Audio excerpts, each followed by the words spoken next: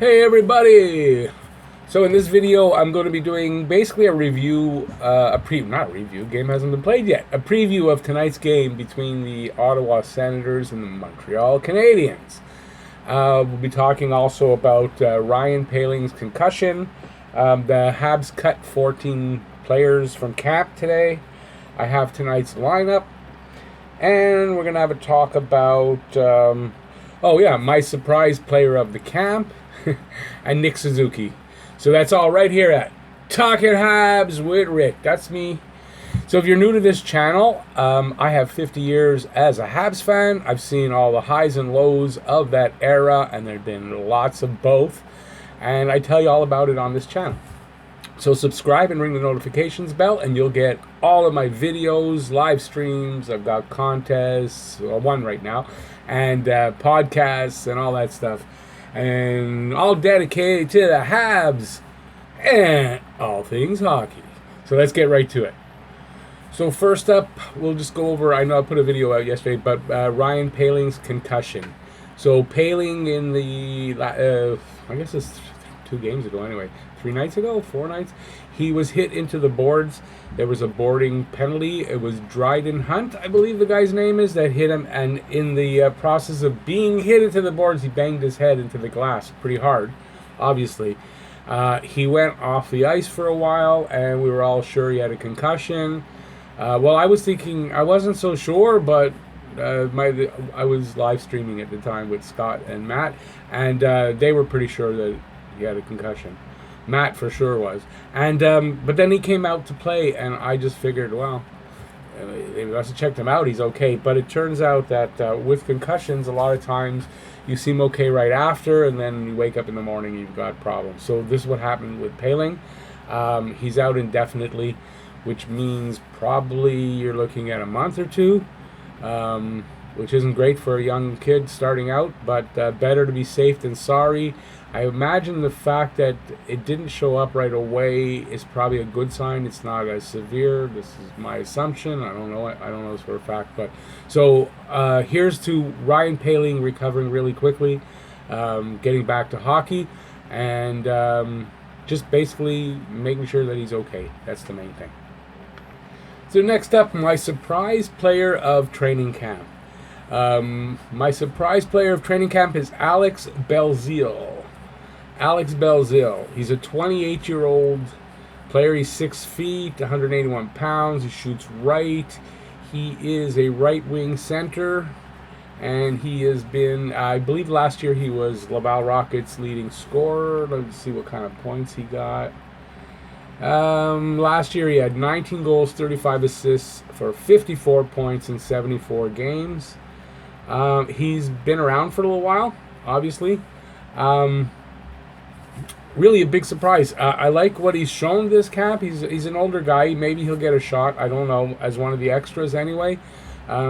He seems to be he gets into the. Let me see. I wrote a couple things. I like that he's kind of scrappy. He gets in the right place at the right time. I noticed that he seems to be in good positioning.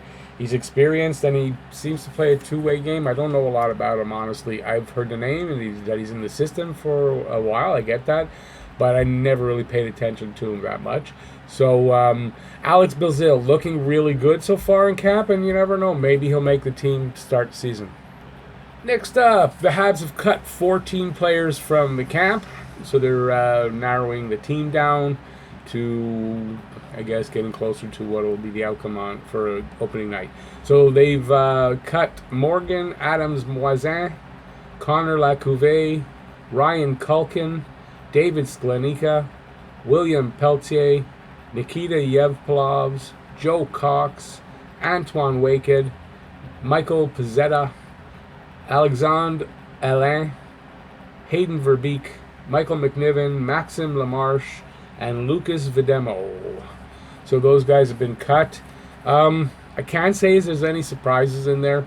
I'm a little surprised maybe Vedemo, but I mean he was okay, but he wasn't standout. McNiven never got even a shot in net. I'm a little surprised at that, but I mean they've got some good goalies. I guess they know where they're going as far as in nets. And as far as Lacouvé was also goaltender, didn't get a shot. As far as the rest of the guys, can't say I'm surprised by any of it, but for some of them, it's good they had the NHL experience, camp, and all that stuff. But yeah, no surprises there. So 14 cuts today by the Habs. Next up is tonight's lineup. So tonight's lineup for the game between the Sens and the Habs. So I'll just read it out. First line is going to be Tatar. Well, I'll say it this way: Deneau centering Tatar. And I know everyone's going to expect to hear Galley. It's not Galley, it's Suzuki. So Suzuki's getting a shot on the first line to see what he can do. It makes sense after the last game where he really had a good game, but I'm going to talk a little bit more about Suzuki, so we won't go too far into it right here. Second line, Kokanyemi centering Hudon and Armia.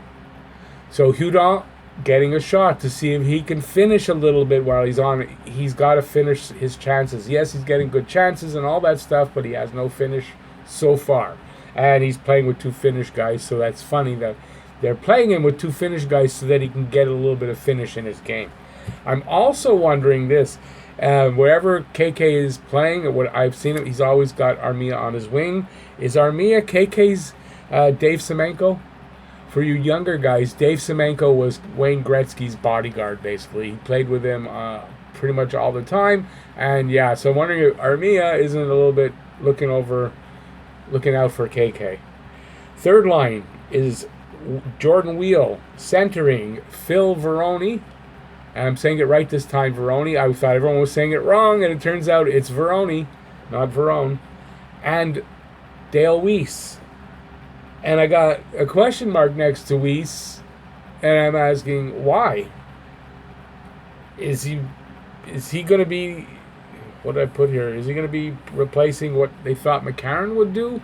Because I guess they thought McCarron might make it, right? So you think you need that big tough guy. Is that what Weiss is there for? I don't get it otherwise. I don't see what Weiss brings to the team anymore. He's got a pretty big salary, $2.35 million. Maybe they're just showcasing him so they can make a trade. I have to think that's what it is. Line 4 has Jake Evans centering Riley Barber, who Evans and Barber I thought have had really good camps. And if there was a second surprise player for me, was Riley Barber so far, and Jake Evans right behind him. Oh, not so much Jake Evans. And the other side is Michael Pekka. Michael Pekka, who has good camps, but he hasn't really translated it that much into the regular season, but he's a good fill-in guy. He's a good extra guy on your roster. On defense, you've got Ben Sherratt and Jeff Petrie getting top pairing. They're the top pairing on this game. I don't know why they're doing that, but I guess they're seeing how they're continuing to see how they work together. Second pairing is Riley with Fleury, and third pairing is Leskinen and Folin. So I put here battle of the potential third pairing guys. So you've got Riley and Fleury. Riley hoping to have be the 7th or 8th defenseman, I would imagine. Fleury hoping to get that 6th spot. Leskinen also hoping to be in the mix. And Folin hoping to hang on to that 6th spot. In nets, we got Keith Kincaid starting. I don't know if he'll go all game, but we got Primo right behind him. So Keith Kincaid and Caden Primo are in nets tonight. Let's see. I think that's it for the lineup. Good lineup. I see where they're putting guys in positions that they want to see how they do. In Suzuki's case, they're moving him up from second line to first, and let's see what he does there. I like that. I like to see Nick move up, and I like to see Nick show what he's got. So there you go. There's the lineups for tonight. Next up is Nick Suzuki. So Nick Suzuki is playing top line minutes tonight. I like that. He's on the wing, so he's not playing at center. I think right now, if Nick Suzuki's going to make this team, he's going to make it on the wing, not at center. I don't see him as a third line center to start with.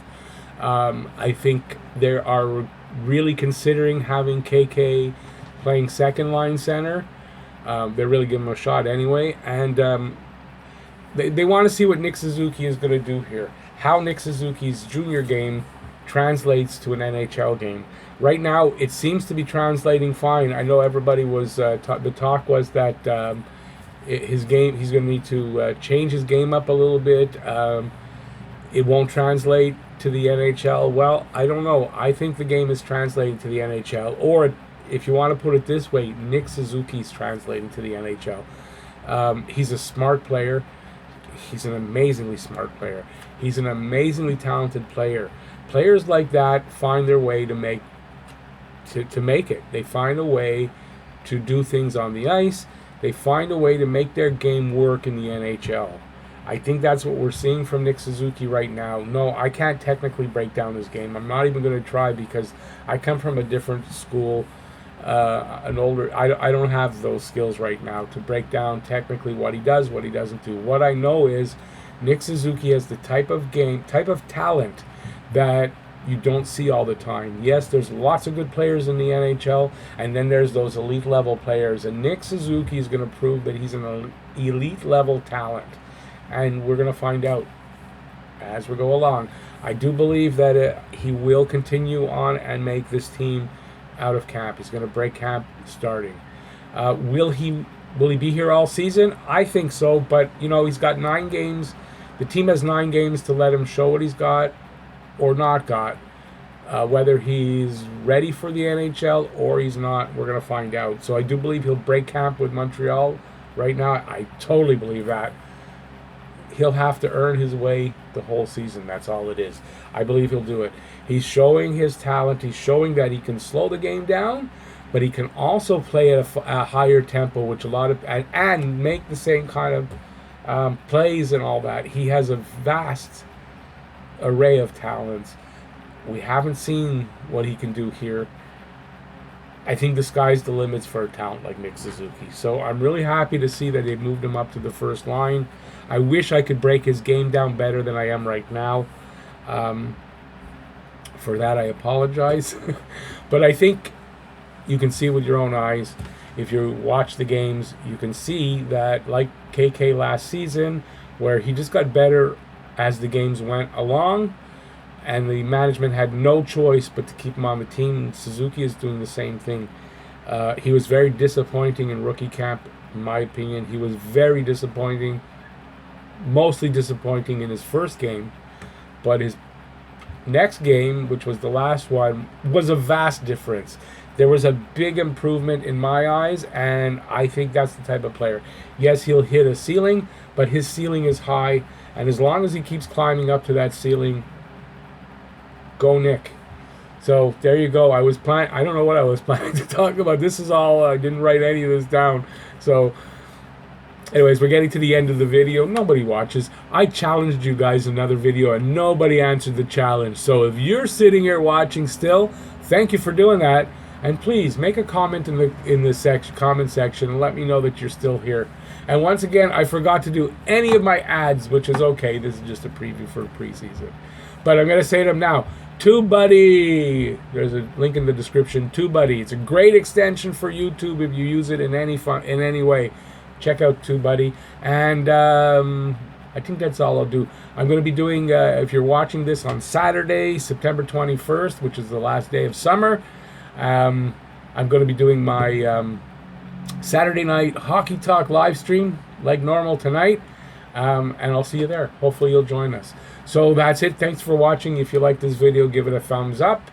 And what do I usually say after this? I don't even remember sometimes. If you want more of this stuff, just subscribe and ring the notifications bell, and that's somewhere around here. And that'll get you all of my videos, live streams, contests, and podcasts, and all that great stuff that'll give you your daily fix of Bleu Blanc Rouge.